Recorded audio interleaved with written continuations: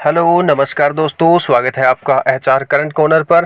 दोस्तों, अगर आप Haryana CET, group C, group D, HPSC, Haryana police या किसी भी सरकारी एग्जाम की तैयारी करते हैं तो आज की ये क्लास आपके लिए बहुत इंपॉर्टेंट होने वाली है। आज है 11 अगस्त 2026 और आज के जितने भी इंपॉर्टेंट करंट अफेयर्स हैं उनको हम इस वीडियो में डिस्कस करेंगे। अगर आप चैनल पर नए हैं तो चैनल को सब्सक्राइब जरूर कर लें। बिना टाइम वेस्ट किए शुरू करते हैं आज का पहला क्वेश्चन।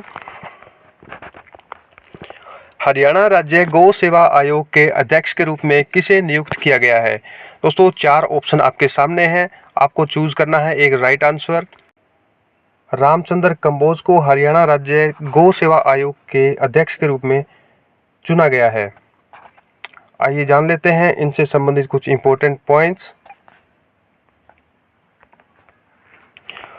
हरियाणा राज्य गौ सेवा आयोग के जो पहले अध्यक्ष रहे हैं दोस्तों, वो थे बानीराम मंगला। स्थापना हुई थी हरियाणा गौ सेवा आयोग अधिनियम 2010 के तहत। 2010 में इसकी स्थापना हुई थी, इसका गठन किया गया था। इसका जो हेड ऑफिस है दोस्तों पंचकूला के अंदर स्थित है और इसके जो अभी फॉर्मर जो अध्यक्ष हैं वो श्रवण कुमार गर्ग जी थे, यानी श्रवण कुमार गर्ग की जगह लेंगे श्री रामचंद्र जी कंबोज।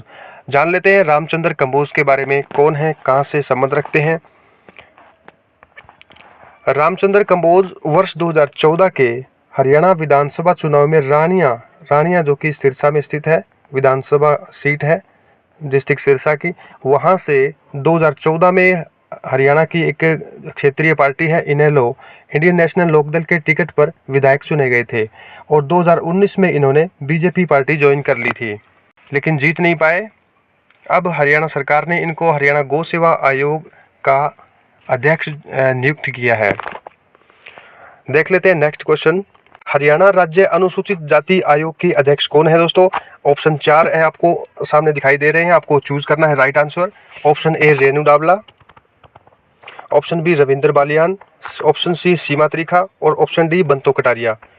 बंतो कटारिया के बारे में जान लेते हैं दोस्तों। बंतो कटारिया जो है पूर्व में एक विधायक जी हुआ करते थे जिनका नाम है रतनलाल कटारिया, जो कि अंबाला लोकसभा क्षेत्र से विधायक रहे हैं।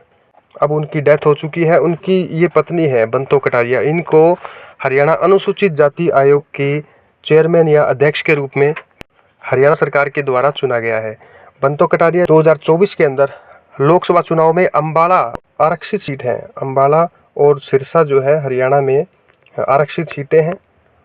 कुल 10 लोकसभा की सीटें हैं हरियाणा के अंदर, जिनमें 2 सीटें सिरसा और अंबाला, ये 2 सीटें आरक्षित है यानी रिजर्व है एससी कैटेगरीज के लिए। रतनलाल कटारिया हरियाणा की अंबाला लोकसभा क्षेत्र से सांसद रहे हैं और सेंट्रल गवर्नमेंट में वो जल शक्ति मंत्रालय उनके पास होता था और सामाजिक न्याय मंत्रालय भी उनके पास रहा था, यानी वो राज्य मंत्री रहे हैं। उनकी पत्नी है बंतो कटारिया जी। उनको अभी फिलहाल हरियाणा सरकार ने हरियाणा राज्य अनुसूचित जाति आयोग की अध्यक्ष के रूप में चुना है। हरियाणा राज्य अनुसूचित जाति आयोग के प्रथम अध्यक्ष रहे हैं दोस्तों रविंद्र बालियान जी, इसके पहले अध्यक्ष थे। गठन हुआ था 26 दिसंबर 2022 को और अधिनियम कौन सा था? बड़ा इंपॉर्टेंट क्वेश्चन है दोस्तों।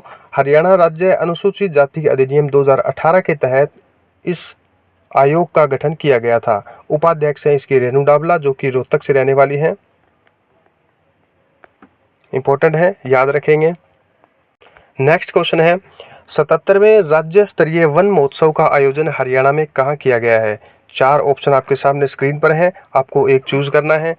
77वें राज्य स्तरीय वन महोत्सव हरियाणा की एक इंपॉर्टेंट और महत्वाकांक्षी कार्यक्रम है जो चलाया जा रहा है।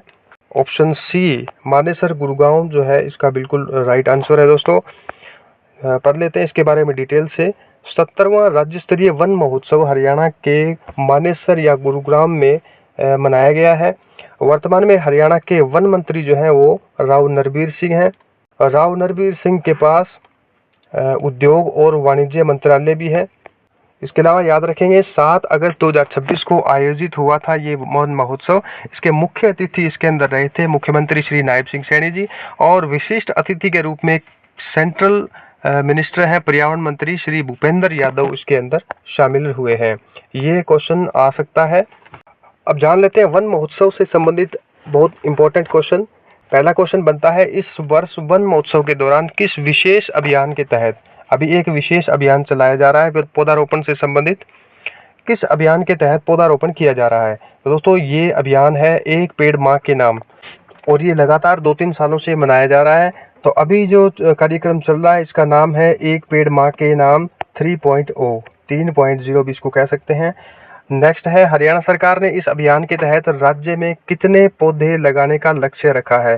दोस्तों ये आपके पौधे लगाए जाएंगे 1 करोड़ 4 लाख कुल पौधे हरियाणा सरकार ने लगाने का लक्ष्य निर्धारित किया है। पर्यावरण संरक्षण के लिए इस महोत्सव में किस भौगोलिक क्षेत्र की सुरक्षा पर ध्यान दिया गया है? दोस्तों अरावली पर्वतमाला जो कि हरियाणा के दक्षिण भाग में स्थित है, हरियाणा के दिल्ली से स्टार्ट होकर और लास्ट मेवात तक हरियाणा के अंदर स्थित है। इसका जाल बिछा हुआ है, नेचर सिस्टम है, इकोसिस्टम है, उसको बचाने की कवायद चल रही है हरियाणा के अंदर। तो इसको मुख्य थीम के रूप में चुना गया है अरावली पर्वतमाला का संरक्षण और वायु प्रदूषण की रोकथाम। इसका मुख्य जो केंद्र है वो रहा है। हरियाणा सरकार ने इसके तहत बड़े राजस्व क्षेत्र को वन भूमि यानी फॉरेस्ट लैंड घोषित किया है। प्रश्न बनता है, कार्यक्रम के दौरान वन विभाग के द्वारा किन 2 इंपॉर्टेंट पत्रिकाओं या प्रकाशनों का विमोचन किया है? तो एक तो है आपकी हरियाणा फॉरेस्ट न्यूज और दूसरी है एक पेड़ मां के नाम। ये 2 विशेष प्रकाशन है या पत्रिकाएं हैं, इनका हरियाणा सरकार ने विमोचन किया है। याद रखेंगे, बड़ा इंपॉर्टेंट क्वेश्चन है।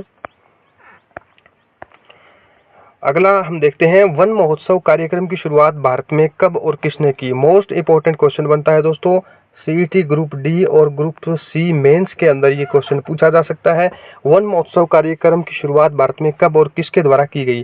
तो राष्ट्रीय स्तर पर हम बात करते हैं, वन महोत्सव की शुरुआत वर्ष 1950 के अंदर तत्कालीन केंद्रीय खाद्य और कृषि मंत्री रहे हैं KM मुंशी यानी कन्हैयालाल मानिकलाल मुंशी के द्वारा इस कार्यक्रम की शुरुआत की गई थी ताकि लोगों में वनों के प्रति जागरूकता बढ़ाई जा सके। इंपॉर्टेंट क्वेश्चन है। नेक्स्ट क्वेश्चन देख लेते हैं, हरियाणा में किस जिले से बाल आजादी अभियान की शुरुआत की गई है? ऑप्शन 4 आपके सामने दिखाई दे रहे हैं, Sonipat, option B Jind, option C Kaithal या फतेहाबाद। आपको एक चूज करना है। तो बिल्कुल राइट आंसर रहेगा दोस्तों, जींद जिला जो है वहां से बाल आजादी अभियान की शुरुआत की गई है। जींद से रिलेटेड इंपॉर्टेंट पॉइंट्स हम देख लेते हैं। भारत की पहली, अभी हाल ही में दोस्तों आपने खबर सुनी होगी, हरियाणा की या भारत की पहली हाइड्रोजन ट्रेन का शुभारंभ किया गया है प्रधानमंत्री श्री नरेंद्र मोदी के द्वारा। जींद रेलवे स्टेशन से भारत की पहली हाइड्रोजन ईंधन जो रेल है उसको हरी झंडी दिखाई गई है। और रूट कौन सा रहा था? ये जींद से सोनीपत रूट पर चलाई गई है। दूसरा पॉइंट हम देख लेते हैं, दिल्ली अमृतसर कटरा एक्सप्रेसवे का लोकार्पण कहाँ किया गया है? जींद में आयोजित एक रैली हुई थी, उसके दौरान पीएम मोदी ने 12,600 करोड़ रुपए से अधिक की परियोजनाओं के तहत दिल्ली अमृतसर कटरा ग्रीनफील्ड एक्सप्रेसवे के हरियाणा वाले हिस्से का लोकार्पण किया है। इससे फायदा क्या होगा? दिल्ली से कटरा जाने वाले अमृतसर की दूरी और टाइम के इसके अंदर भारी कटौती होगी, यानी जल्दी वहां पहुंचेंगे। इस रूट का उद्घाटन होने के बाद जींद जो है सीधे इस बड़े व्यापारिक और धार्मिक गलियारे से जुड़ गया है, यानी एक कॉरिडोर इसके अंदर स्थापित हो गया है। बाल आज़ादी अभियान की शुरुआत जो है वो, जैसा कि पहले हम कई बार डिस्कस कर चुके हैं, सेल्फी विद डॉटर फाउंडेशन है। उनके जो फाउंडर है वो है सुनील जागलान, जो कि बीबीपुर गांव के रहने वाले हैं। वहां से सेल्फी विद डॉटर अभियान की शुरुआत की गई थी, तो वहीं से बाल आज़ादी अभियान की शुरुआत की गई है।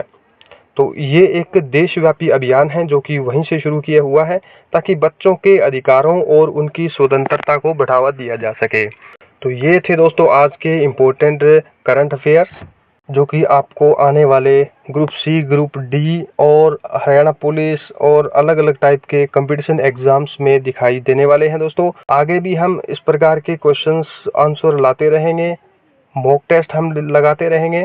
आपको जुड़े रहना है और अगर आप चैनल पर नए हैं तो चैनल को सब्सक्राइब कर लीजिए।